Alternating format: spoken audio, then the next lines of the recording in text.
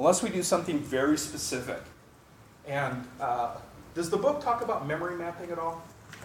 I don't know if it does or not. There's ways for two processes to agree to share memory, but both processes have to agree. And that's beyond, I think, what we're going to talk about in this course. Okay. Now, if we move that chunk around in memory, all we have to know is what the physical address is for where that segment starts, because the virtual offset is the same as the physical offset. Okay, and this is a key thing about all of our address translation, is a virtual offset will be the same as the physical offset in the systems we look at. This means we don't have to translate an arbitrary memory address. We don't have to take the offset portion and then say, oh, but for these guys you have to do this calculation, which would just slow us down. It would increase the latency of our memory subsystem. Okay? Now, when we have fixed size segments, what is the number one problem that occurs? I think we talked about this last time.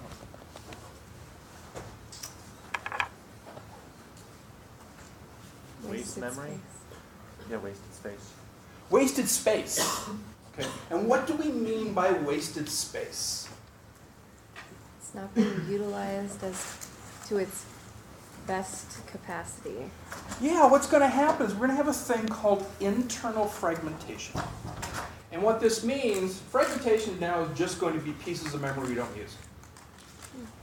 If we've got inside of our process space, we've been assigned a huge region, but we don't use all of it, okay, then that unused space can't be used by someone else. Now, why, one of the side effect of this, so we're going to go off the side and say something a little bit weird, but it will tie it back together. Why do we want as many processes as possible in physical memory, in memory? Faster access. Faster to access. Faster to access? Well, yes, they do have to be in memory for us to access them. That's true. If I remember correctly, I think it was to fit as many processes into the system as possible to keep the CPU busy. Yeah, so what's happening is the purpose of our computer system is to run processes. Okay? The more processes we have in memory, statistically, the greater the likelihood we are to find one in the runnable state. Okay? And because most jobs these days are interactive, it can be hard to find one in the runnable state. It can be off in the sleeping state. So we put as many in there as we can. All right? Because even if a job could run if it was in memory, if it's on disk, we're not going to, quote, run it because we'd have to copy it in from slow disk first. So we want them to be in memory. Okay? And that's why we're starting off by saying all processes are, a process is completely in physical memory. We're not going to talk about pieces of it not being there. Okay? So, internal fragmentation is problematic. The vast majority of processes on a 32-bit system use less than 10% of their memory size. Okay? And so what we wind up having then is that for any one process that's eating up a certain amount of fixed size segment, we're wasting 90% of it. And if we think about that, that means that there's 9 other processes we can't put into memory because we're wasting. Because everyone, on the vast majority of them, need 10% or less. If we can recover that space, that internal fragmentation, it turns out we put more processes in memory. And what did we decide? Is that a good thing or a bad thing? Good. I'm hoping it's good. Why? Busy. Keep the CPU busy. Okay?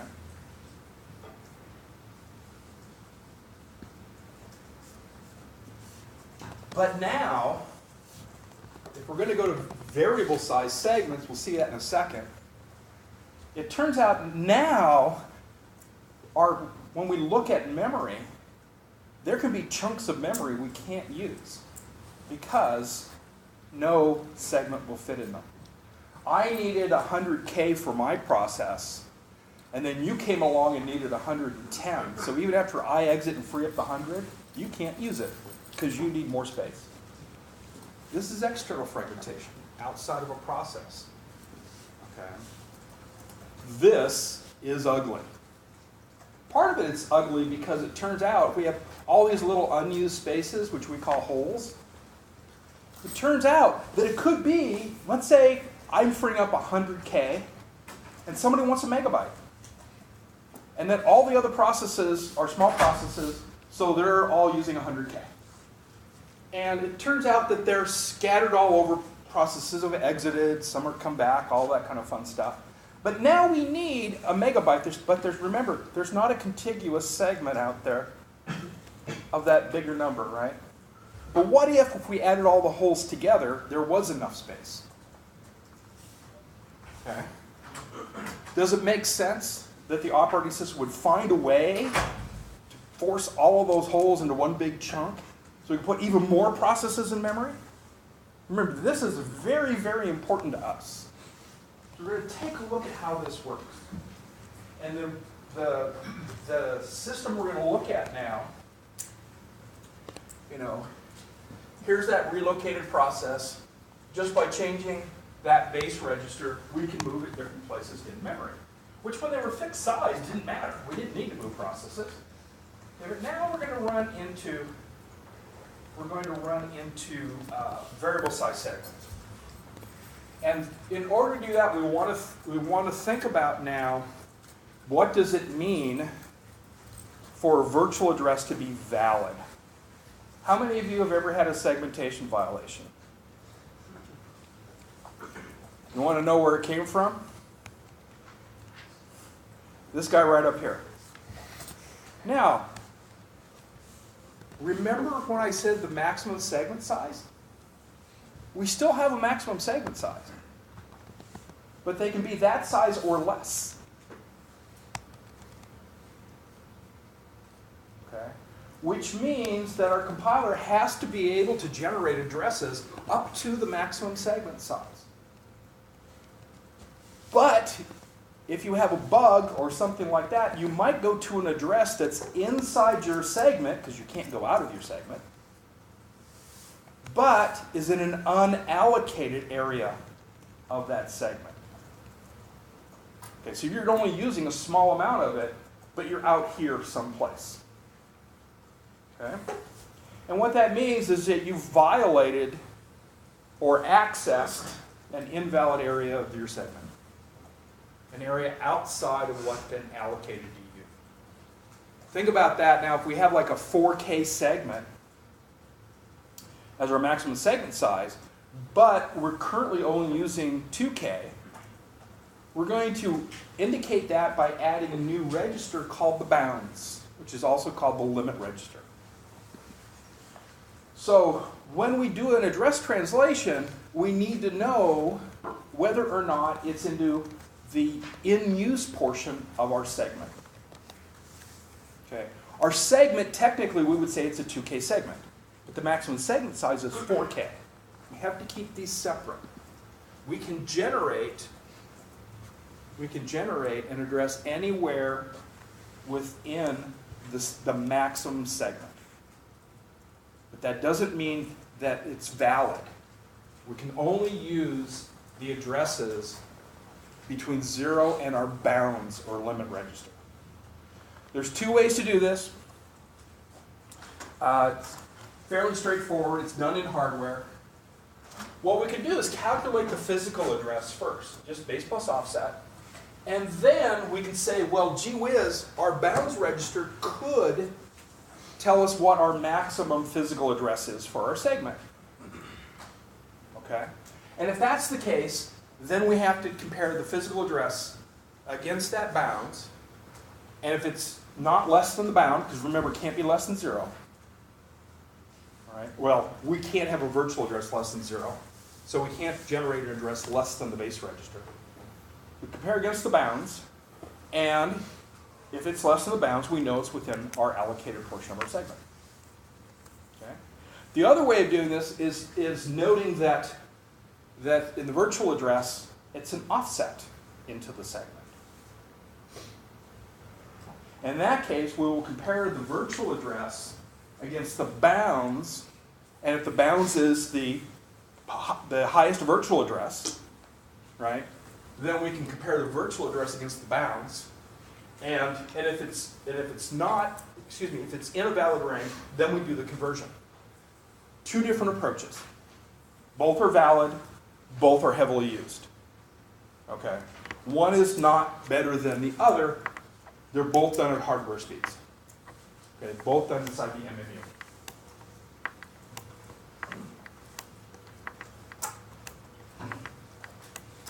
How many of you know that when you look at a memory address, you're looking at an unsigned number? Okay. We don't think about that a lot. But if we have a 32-bit architecture, the big thing is that tells you what's the biggest pointer we can calculate. That's 32 bits. All those bits turned on. 2 to the 32 minus 1 is the largest address we can calculate. It tells us what our maximum memory is. We can't have negative, or we have 2 to the 31 minus 1. And what does it mean to access negative memory anyway? So they're going to be unsigned. All pointers are unsigned. How many of you have ever tried to store a negative number into an unsigned variable? Okay. And then used it as some kind of a calculation. Was it the number you expected? Okay. All right. What's -1 in signed representation? All ones. All ones in an unsigned representation is. It turns out that it's Tmax, right? Two's complement, or Umax, unsigned complement, maximum number that we can represent. So it's 32-bit, it's going to be 2 to the 32 minus 1. But it's also minus 1. Isn't this fun? Okay. So, how many of you have noticed in your proc data structure that we're giving you some unsigned numbers? Be careful when you're doing math with unsigned numbers. Okay? Overflow and underflow are not your friend, but you kind of have to deal with them.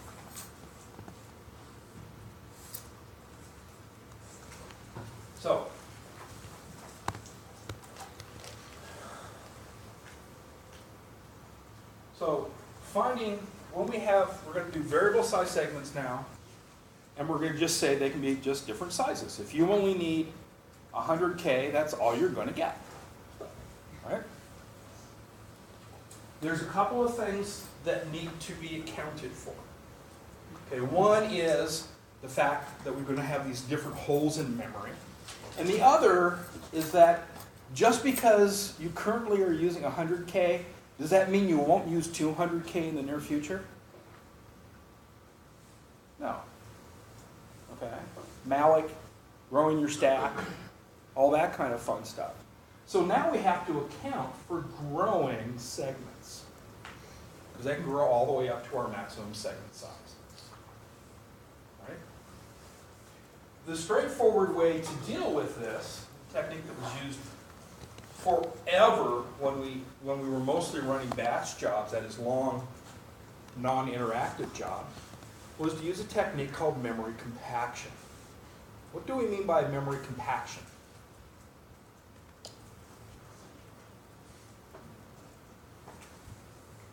So compacting memory, the purpose is to create the largest whole possible.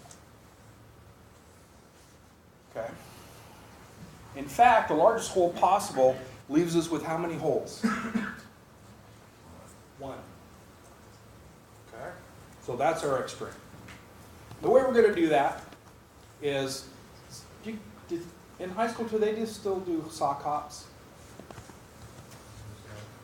Okay. Dances in the gym type thing. Middle school. Middle school.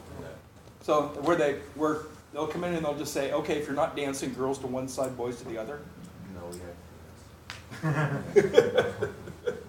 So that's a form of compaction. We pushed all of one type to one side, pushed all the other type to another side.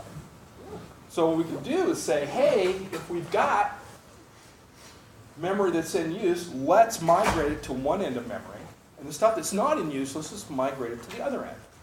Now we have the maximum size hole for future requests. And we just carved the chunks out of there again. Of course, the processes that are currently using memory, those probably are going to exit, free that up. So compaction is not something we do just once. It's something that we're going to have to do over and over and over again as memory gets what's called fragmented. Okay? So,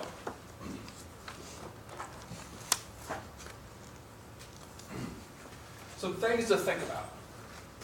Now we have less internal fragmentation, which is really, really good, because once we kick that unused space out of the segment,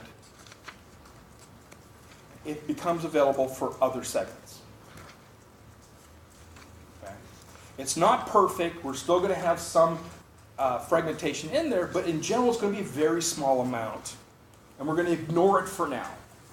It's still a problem. It's still a problem, but we're going to ignore it for the next little while. Well, until next time. The process context now becomes a little bit more complex because we have to know about both the base and the bounds. Okay? We have a complex address translation compared to the previous one. Now we actually have to care about checking against this bounds register. We have more steps.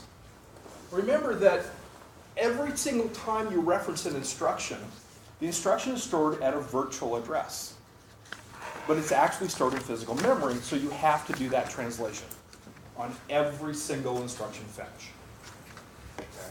Now we have caches for that. As I said, we're not dealing with those data caches right now. We're assuming that the translation has to occur. We have to go to physical memory.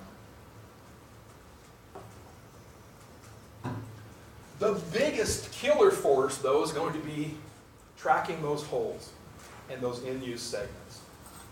Okay, we didn't have to do this before. Okay.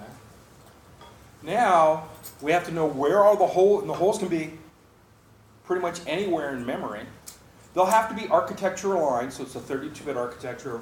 It'll have to start on a 4-byte boundary, 64-bit, start on an 8-byte boundary. Okay. But that's all. And we don't know how long it is. Okay. There's some other things that show up here. So now, the pure segmentation model is going to do something good for us.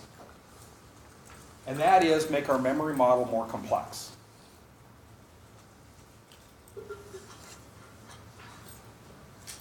If we're going to make it more complex, how can that be better?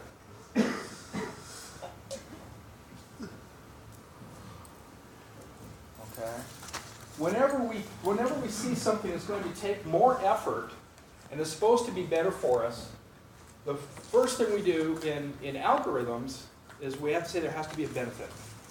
The benefit of using a more complex mechanism has to outweigh its cost. Now, the cost is going to occur on every memory access. So it darn well better be worth it. Okay? Darn well better be worth it. We're going to see in a minute how compaction works.